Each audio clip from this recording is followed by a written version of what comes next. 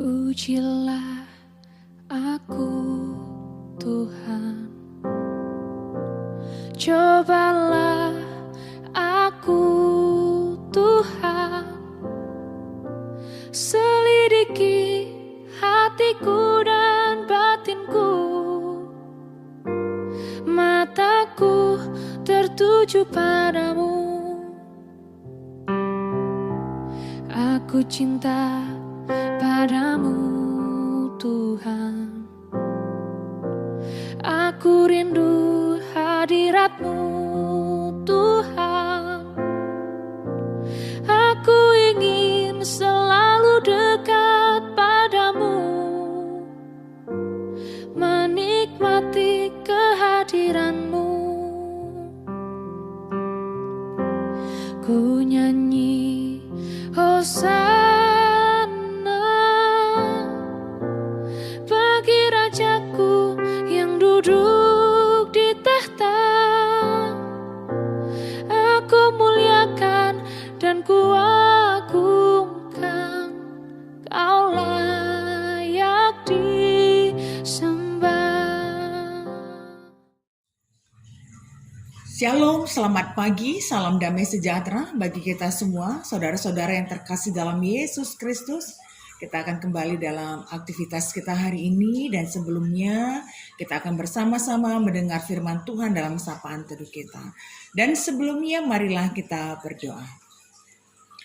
Terima kasih Tuhan atas segala penyertaan-Mu dalam kehidupan kami. Kami percaya Engkau Tuhan kami yang baik, yang hadir dalam segala keberadaan kami. Kami akan melakukan berbagai aktivitas kami di sepanjang hari ini ya Tuhan.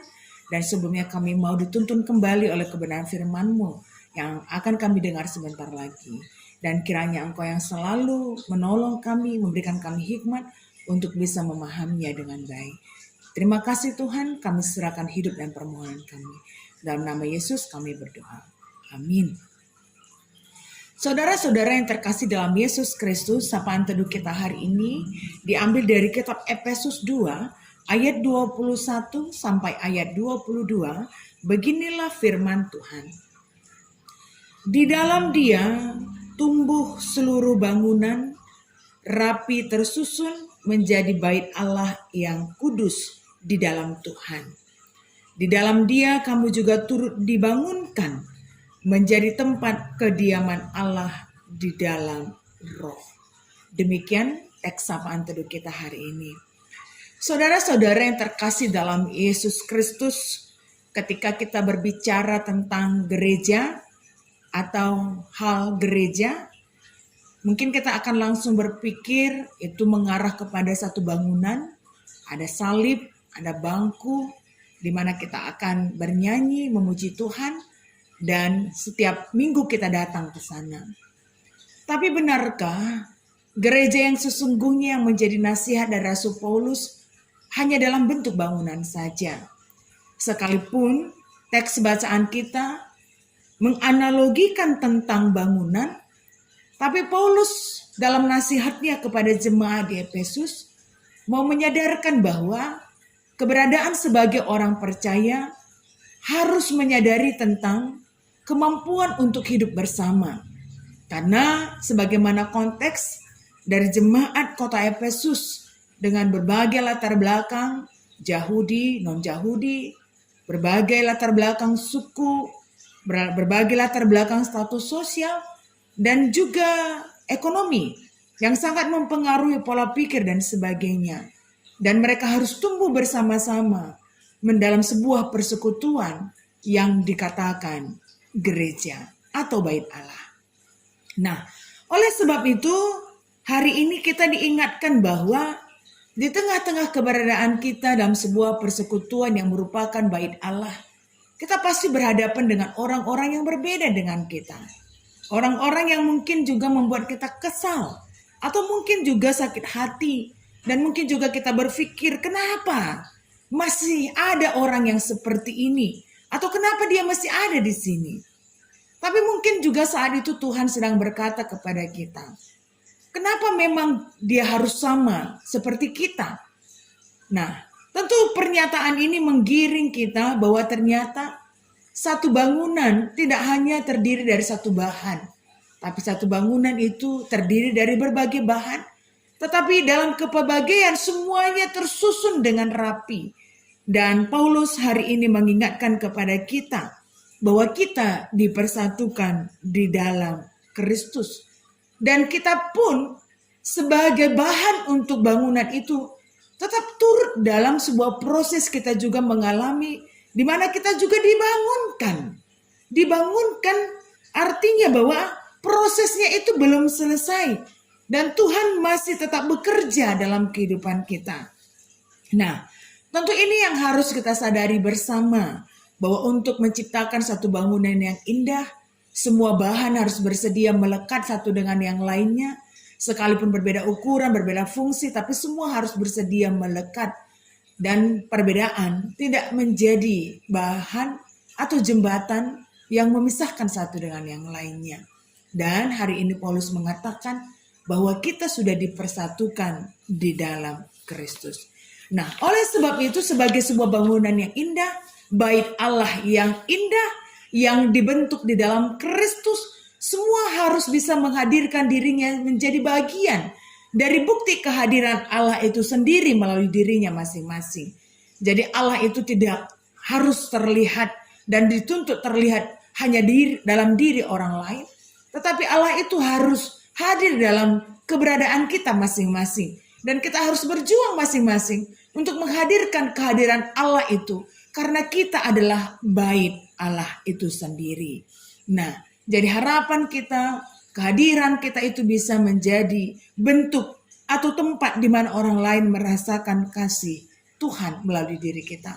Dan ketika semua orang terpanggil untuk itu, alangkah indahnya sebuah persekutuan, sebuah bait Allah yang Allah bangun dalam diri kita masing-masing.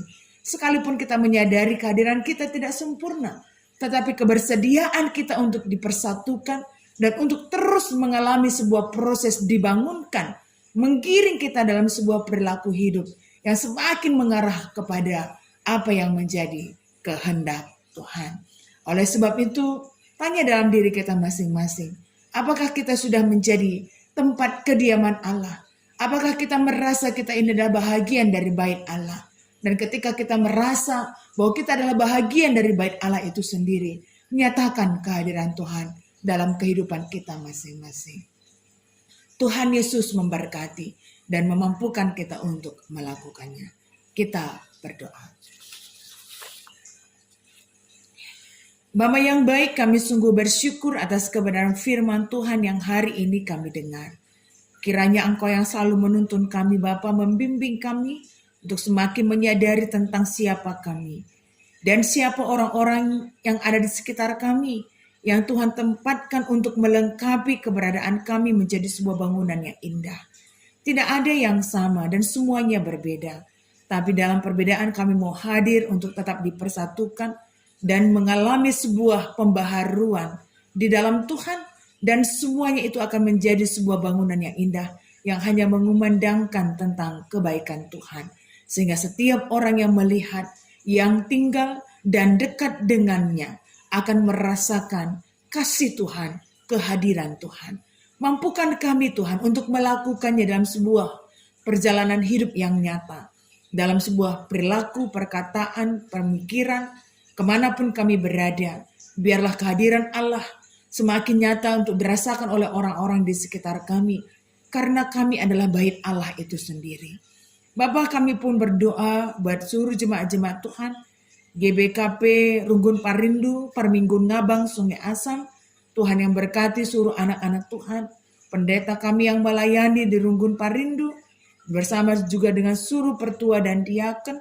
Engkau yang senantiasa Tuhan memberkati mereka, memampukan mereka untuk bisa menjalani pelayanan mereka sebagaimana yang Tuhan inginkan. Sekalipun kehidupan mengalami banyak pergumulan, tapi biarlah dalam pergumulan pun menjadi kesaksian bagi seluruh jemaat-jemaat Tuhan. Dan kami yakin dan percaya seluruh jemaat Tuhan yang ada di GBKP Runggun Parindu, Perminggun Ngabang, Sungai Asam, senantiasa juga akan mengalami pertumbuhan di dalam Tuhan. Bersama dengan itu pun Tuhan, kami berdoa bahwa seluruh jemaat-jemaat Tuhan yang ada di wilayah Klasis Jakarta, Kalimantan, dan GBKP secara umum. Tuhan, Engkau yang berkarya di atas keberadaan kami seluruhnya, dan biarlah pun kami menyadari tentang kehadiran kami sebagai orang yang dipanggil untuk menyatakan kehadiran Tuhan dimanapun kami berada. Pemimpin-pemimpin negara kami pun Tuhan berkati, sehingga pembaharuan dan perubahan semakin nyata dan dirasakan di tengah-tengah keberadaan kami saat ini. Terima kasih Tuhan, kami akan kembali dalam berbagai aktivitas kami hari ini. Kami tidak tahu apa yang terjadi dalam hidup kami, tapi kami sungguh yakin dan percaya tangan Tuhan akan selalu menuntun kami. Kami serahkan seluruh doa dan permohonan kami, dan kiranya Bapa Engkau berkenan di atasnya. Mari bersama-sama kita berdoa, sebagaimana yang sudah diajarkan oleh Tuhan Yesus kepada kita, kita ucapkan bersama-sama. Bapa kami ada di sorga, dikuduskanlah namamu, datanglah kerajaan-Mu, jadilah kehendak-Mu di bumi seperti di sorga. Berikanlah kami pada hari ini makanan kami yang secukupnya. Dan ampunilah kami akan kesalahan kami seperti kami juga mengampuni orang yang bersalah kepada kami. Dan janganlah membawa kami ke dalam pencobaan, tetapi lepaskanlah kami daripada yang jahat. Karena Engkau-lah yang punya kerajaan dan kuasa dan kemuliaan sampai selama-lamanya. Amin. Selamat beraktivitas.